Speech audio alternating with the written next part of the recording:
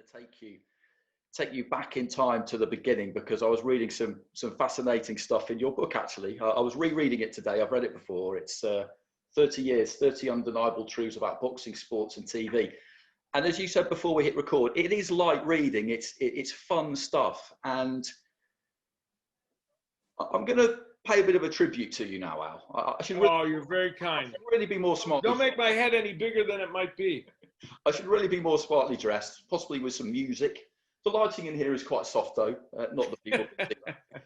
But I remember reading this book a while ago, and one of the reasons why I have a lot of admiration for you is not just because of the obvious ability and talent you have for the job.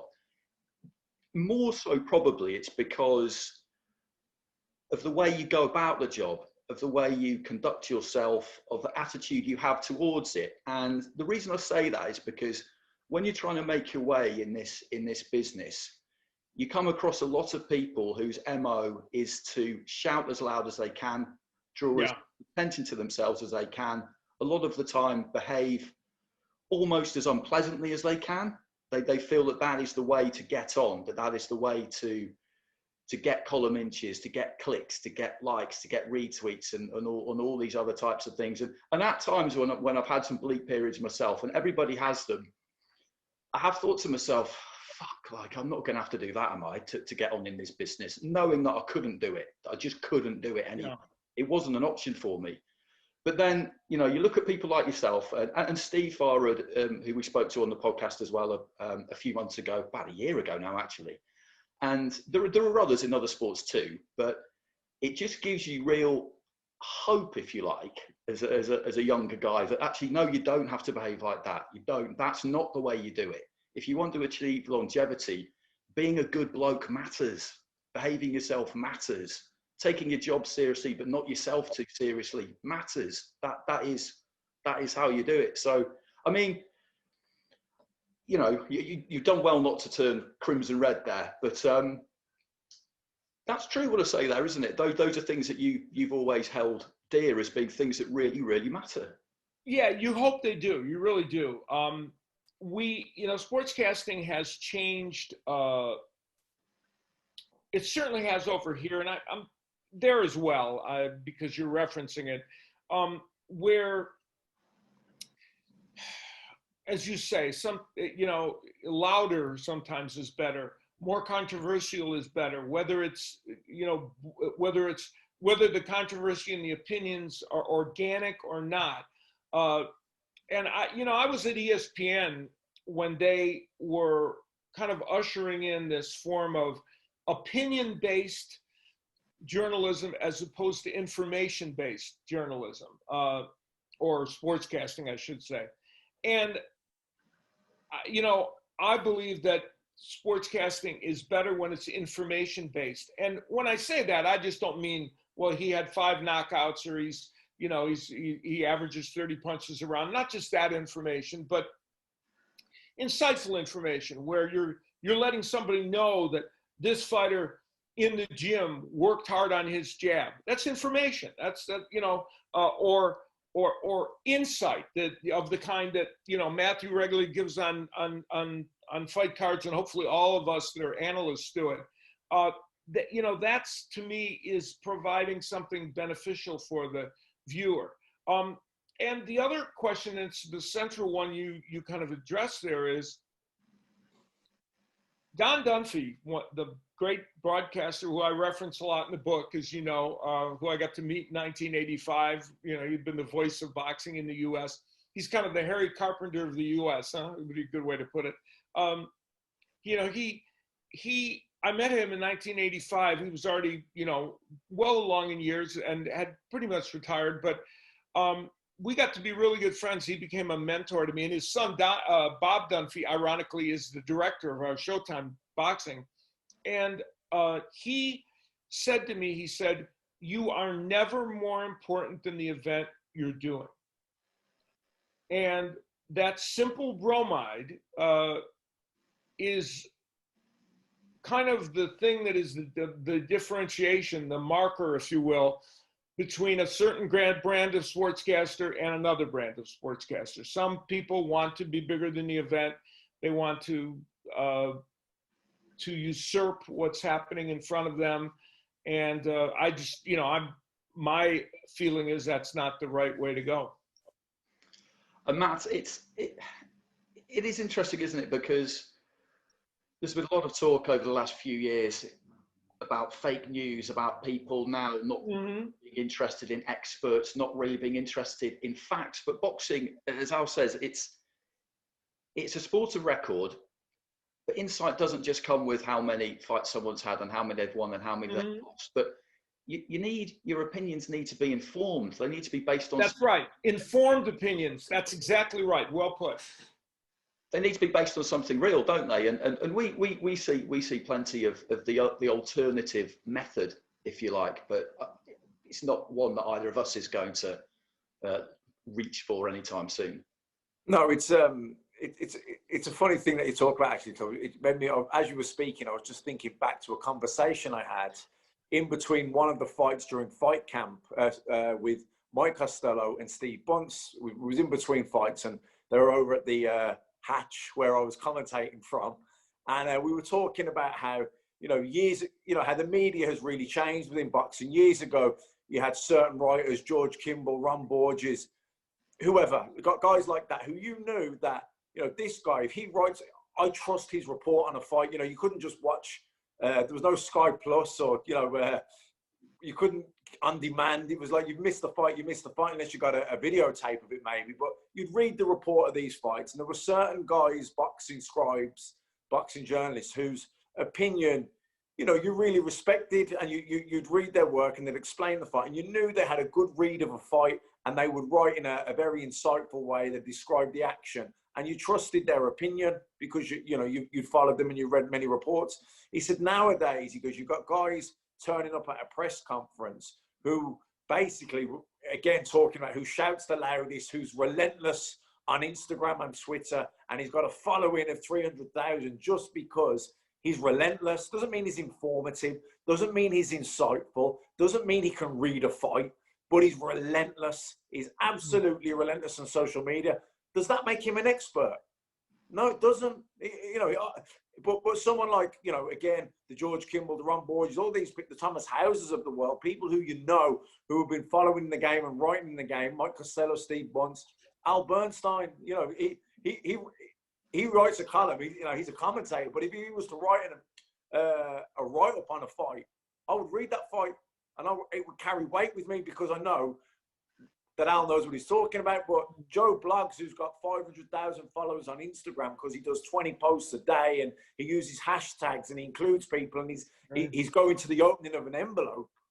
That doesn't mean to me that he's got that. I'm not necessarily going to read his and take his word for how he's read that fight. So I think media, as social media within boxing, it has changed things a little bit, but I think it's important that we don't lose,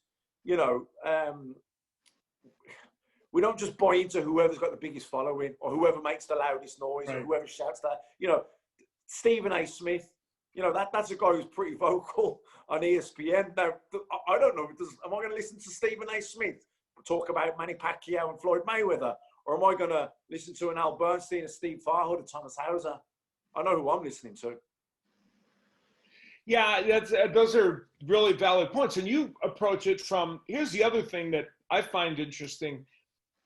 I always try to think of what would a boxer think? What would you think when you hear me say something on a broadcast? Or, I think of that all the time. Some people say you shouldn't think of that. I'm not saying I'm thinking, oh, will he like me, or can I curry favor? But I do mean, if I criticize you, or not criticize even, but let's say I talk about something you're doing in the ring. If you're a reasonable guy, which I think most fighters are kind of at the end of the day, while they're confident, they know they also know what happened in the ring. Will you think I was accurately describing it? And if I say, something, are you guys going to think that's idiotic? Me and my little you know, I mean, a lot of people that commentate have never, I mean, I had like 40 amateur bouts. So that doesn't really qualify me to be a brilliant pundit, but it's enough to at least to know what it feels like to be in the ring and have somebody hit you. So, but that isn't, but for all intents and purposes, for a fighter, they're just looking at me as a guy that is commentating on the fight without being at a championship level, certainly. I don't want two boxers sit in the ring that are going to go home and watch that broadcast and say, what is this imbecile talking about? You know, I really don't want that. That would be the worst possible thing. And it seemed as true if you're covering a fight, writing about it or whatever. You want to gain some credibility. And one of the things is that because of the social media, there's no gatekeeper. They don't have an editor in many cases, right? So George Kimball and Borges and those guys, while they were competent journalists, number one, they had rules in their writing, right? They couldn't just all of a sudden in the middle of a news story about a fight, throw in 14 opinions. They're going to have some of it is judgmental, but that's not the basis of the whole story. And they had people looking over their shoulder, people saying, well, you know, you can't do that in a news story and you can't do this. And now that doesn't necessarily exist. It does in some places, but not, you know, on the internet. No, that's absolutely true. And when people ask me what's changed since I've been doing this, which is 20 years, the digital revolution is the main thing, because you can put yourself to air essentially immediately, publish yourself immediately, and you don't have anyone telling you whether you are of the required standard to be doing that yet. And that's exactly right. The radio station, like your career is a perfect, you know, you've worked, you know, you've done different roles, a bunch of different roles, which has been great to give you experience. And you've worked with a lot of different people, I know, and you've taken from each of those experiences, and each one has pushed you up to another level, you know, has made you understand some other form of this business. And you know, and the same is true with fighters like Matthew. You know, when they get on, they're primarily because they're a champion and they understand the nature of it. But then, and Matthew, you could speak to it better than me, but every time you broadcast and every time you interact with another professional, and every time you understand what it's about, you get to be that much better a broadcaster, right? Oh, absolutely. It's as simple as this. The more you do it, the better you get. Yeah. And you never stop. I mean, even now I'm retired in my own career, you still never stop learning in boxing. Or you might learn the same thing, or you might just be reminded of something that maybe you just overlooked a little bit before the fight. But, you know, every week we're calling fights, myself, Andy, and you know, the whole Sky team. And, you know, it's the longer I do this, the more I do it, the more comfortable you get, the more, yeah, I suppose it's as simple as that. The more you do it, the better you get. Yeah, and you're learning different ways to communicate. You're figuring out, you know, the sport, of course. You were an excellent fighter, and you're cerebral in your approach to it, so you know what you're looking at. But you're finding better ways and more fan-friendly ways, and just you know, improving on conveying that. Yeah, absolutely. I think it does come down to as well sticking to your principles of how you think it should be done, and that's why I raised this, really, was because I would look at yourself and Steve and other people. Ian Darke was somebody I listened to a lot when I was a teenager. I always thought he was fantastic, and you have to work out how you think it should be done and stick to that. Right. The fact that sometimes that's hard, isn't it, Andy? You raised it. You're here navigating this career, and you're a young man, and you're right in the thick of it. And I remember very much my feelings. Sometimes, I mean, I'm a perfect example of it.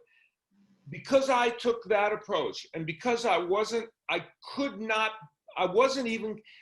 character exactly, though I, ironically, because of my performing, I do a lot of musical performing and I do a lot of other things, I'm I'm out there doing something, you know, you'd think I would bring that into broadcasting more, or somehow I'd be the one that would be more flamboyant or more whatever, but I don't, because that's not the job. And you can't turn yourself into a character. As you point out, you can't be something you're not.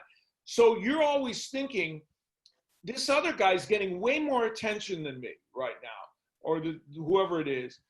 Should I alter my approach a little bit? Is that what's required? You're always playing that game with yourself, and I think more often than not, it's better if you stay the course.